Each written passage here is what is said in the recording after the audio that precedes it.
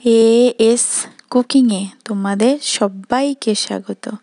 আজ তোমাদেরকে বানিয়ে দেখাবো শীতের স্পেশাল পাঁচমিশালি সবজি চচ্চড়ি বা ভাজা চিংড়ি মাছ দিয়ে। দেখো দেখতে কত সুন্দর হয়েছে। এই পাঁচমিশালি সবজি দিয়ে এত সুন্দর খেতে লাগে ভাত রুটি সব কিছুই। তার জন্য ভিডিওটা সম্পূর্ণ দেখার অনুরোধ রইল। প্রথমে আমি কিছুটা সবজি কেটে নিলাম।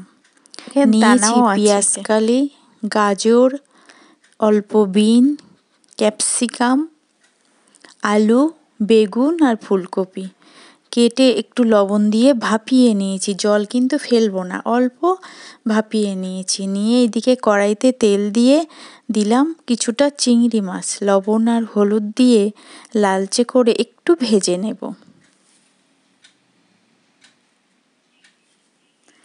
আর চিংড়ি মাছের সাথেই দেব ৮-১০ কোয়া রসুন কুড়ে।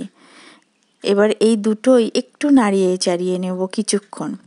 এই রসুনটা দেওয়ার ফলে এই চচ্চড়িটা বা ভাজাটার স্বাদ আরও দ্বিগুণ বেড়ে যায়।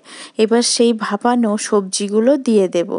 দিয়ে পরিমাণ মতো লবণ আর হলুদ দেব। দিয়ে ভালো করে মিশিয়ে ঢাকনা দিয়ে ঢেকে কিছুক্ষণ রান্না করে নেব।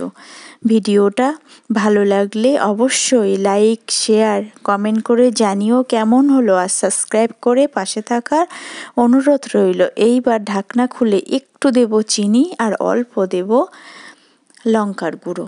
কাঁচা লঙ্কাও দিয়েছি ১-২টো।